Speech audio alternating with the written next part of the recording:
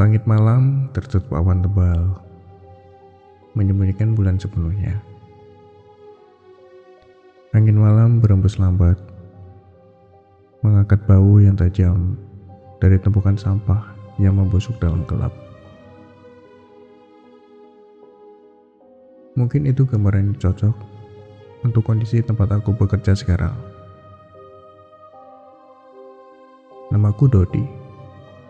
Umurku 32 tahun. Aku kerja sebagai pengawas malam di sebuah TPA yang letaknya agak jauh dari kota.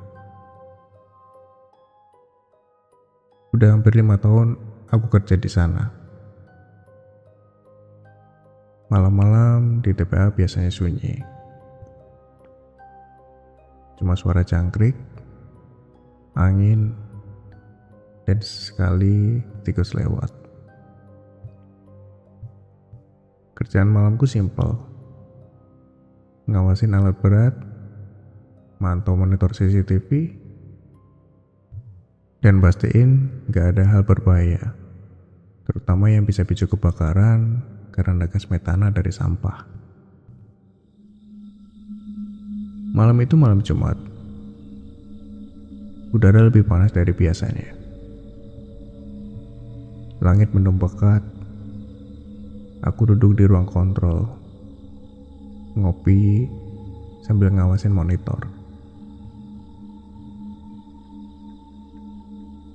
Awalnya biasa saja, sampai aku lihat kamera di area C, tempat parkir ekskavator. Lampu dari salah satu mesin tiba-tiba nyala sendiri. Refleks aku langsung berpikir logis. Mungkin teknisi sore lupa matiin, atau kabelnya konslet ya. Aku mencoba tenang, tapi aku tetap ambil senter dan jalan ke arah sana buat ngecek langsung.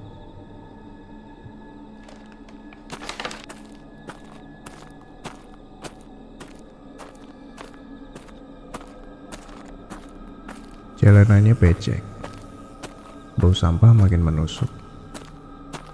Tapi aku udah biasa. Meski begitu, ada bau lain malam itu. Bau busuk yang berbeda, lebih tajam.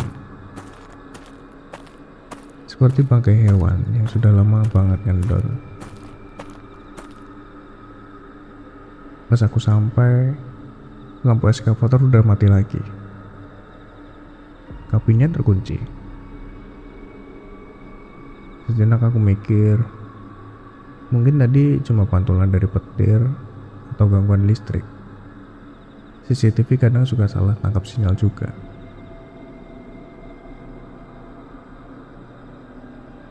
Aku langsung balik badan, mau balik ke ruang kontrol lagi. Tapi langkahku terhenti waktu aku lihat sesuatu gerak di tumpukan sampah di area B. Awalnya aku mikir, tikus, atau mungkin biawak. Tapi gerakannya terlalu besar. Aku senterin, dan aku lihat celah di antara dua karung plastik terbuka. Lalu muncul sebuah tangan. Aku langsung berdiri diam. Tubuhku membeku. Tangan itu pucat, kukunya panjang, hitam dan kotor. Gerakannya pelan, seolah menarik sesuatu. Atau menarik dirinya sendiri keluar dari dalam tumpukan. Di kepalaku, aku berusaha mikir rasional. Mungkin tangan sebuah manekin, atau bisa jadi bekas limbah rumah sakit atau toko. Tapi tangan itu bergerak. Perlahan, seolah sadar aku sedang melihat. Aku mundur, nafasku mulai pendek. Rasanya seperti paru-paruku menolak kerja. Aku lari balik ke ruang kontrol. Tapi pas aku nyampe, semua layar CCTV mati. Semua layar hitam. Padahal tadi nyala semua. Aku coba pencet-pencet sistem, tapi nggak merespon. Saat itu aku masih coba pikir logis. Mungkin listriknya ngedrop. Bisa jadi panelnya rusak. Tapi entah kenapa, bulu kuduku berdiri semua. Ruangan jadi dingin, lampu-lampu berkedip, dan dari balik kaca depan, aku melihat seseorang berdiri. Seorang perempuan. Bajunya robek, penuh dengan lumpur, rambutnya panjang menutupi wajah. Tapi aku bisa lihat tangannya, penuh lumpur dan darah kering. Aku langsung panik. Tapi yang bisa aku lakukan hanya terus berusaha berpikir positif. Mungkin ini halusinasi ya. Aku mungkin kecapean. Jelas-jelas aku kurang tidur. Tapi waktu aku dengar suara dari belakangku, suaranya parau, berat, seperti suara tenggorokan yang dipenuhi tanah. Aku dikubur hidup-hidup.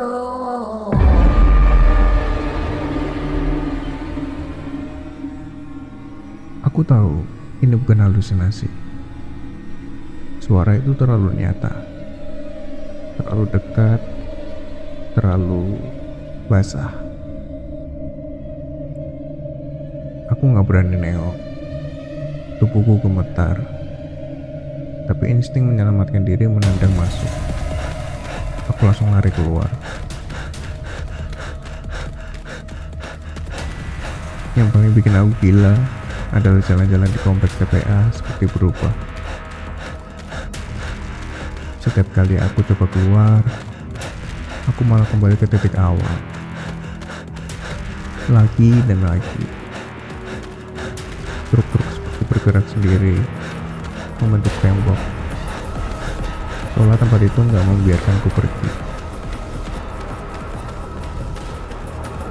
Sampai akhirnya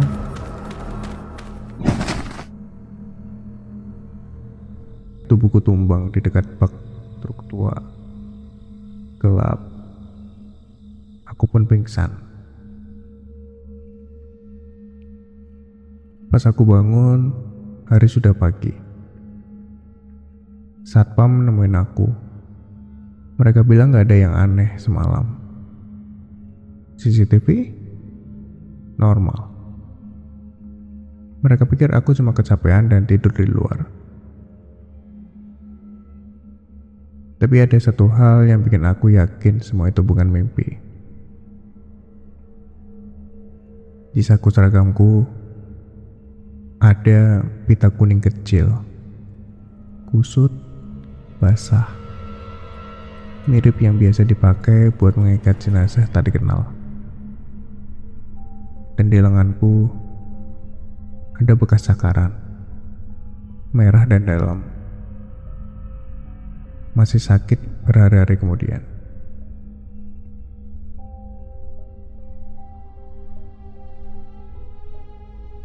Sejak malam itu, aku gak pernah kembali kerja di TPA tersebut. Sekarang, aku cuma bisa berdoa. Semoga suara itu berhenti mengganggu tidurku. Tapi setiap kali malam tiba dan semuanya sunyi, kadang aku masih dengar dia memanggil. Aku masih di sini. Beberapa hari setelah kejadian itu, aku mencoba melupakannya. Tapi rasa penasaran dan rasa bersalah terus menghantui.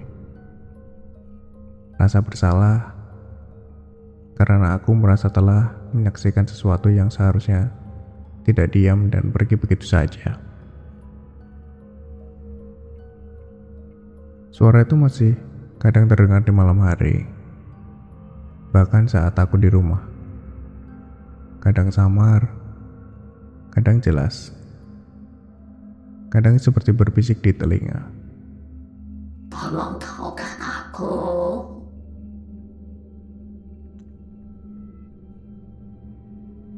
Aku sempat berpikir untuk ke psikolog. Mungkin memang aku mengalami stres berat atau trauma kerja.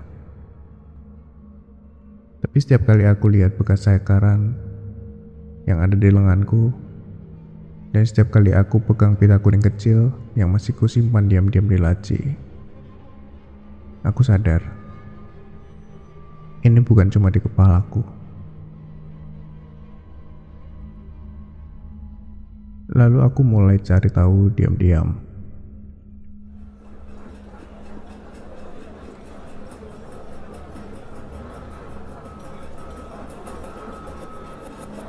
Aku datang lagi ke TPA siang hari dengan alasan mengambil barang yang tertinggal. Tapi sebenarnya aku ingin mengobrol dengan orang-orang lama di sana. Operator alat berat, satpam senior, sopir truk yang biasa kerja malam. Salah satu supir truk tua namanya Pak Tris, yang sudah kerja sejak awal TPA itu dibuka, sempat mengucapkan sesuatu yang membuatku merinding. Kamu baru tahu ya? Dulu pernah ada kasus di sini, tapi orang-orang sengaja tutup mulut, takut proyek besar ini dihentikan. Lalu aku memaksa Pak Tris untuk bicara lebih jauh. Awalnya dia menolak, tapi setelah aku tunjukin bekas cakaran di tanganku, wajahnya pucat. Dia diam lama, lalu berbicara lirih. Tahun 2012, ada seorang pemulung perempuan, muda, katanya masih belasan. Namanya Yati. Dia biasa ngais sampah plastik bareng ibunya. Suatu malam, dia menghilang. Ibunya ribut, minta bantuan cari, tapi gak ada yang peduli. Sampai akhirnya bau busuk muncul dari tumpukan sampah di area B. Pas digali, mereka menemukan mayat perempuan. Lehernya lebam, tapi waktu diperiksa, paru-parunya penuh sampah. Ya artinya, dia masih hidup waktu dikubur, masih bernapas. Tapi semuanya ditutup-tutupi.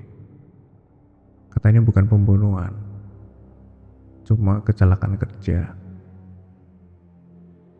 Polisi pun ikut bungkam. Ada tekanan dari atas.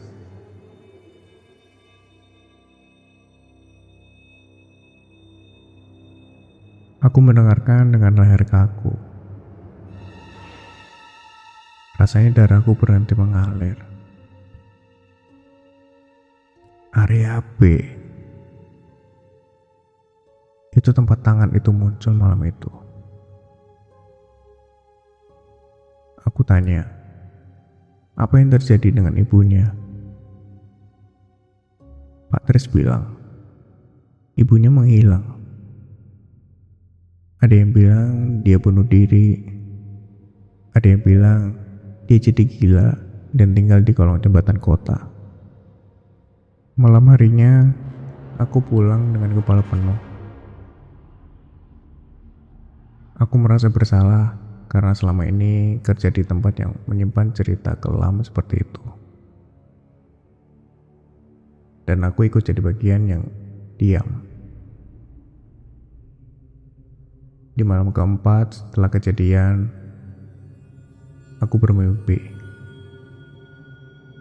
Dalam mimpi itu, aku berdiri di tengah TPA.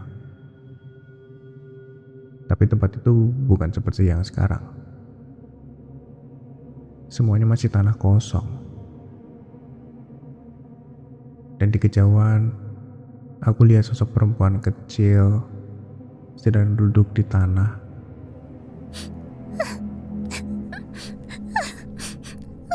Menangis. Bajunya lusuh, rambutnya terurai. Dia menunggak pelan. Wajahnya rusak. Mata kirinya membengkak. Mulutnya penuh dengan lumpur. Tapi dia tetap bicara. Aku belum ditemukan. Aku ingin pulang. Aku pun terbangun dengan tubuh basah oleh keringat. Nafasku terengah-engah. Seperti habis berenang di air dingin. Dan tangan kananku penuh lumpur. Lumpur basah.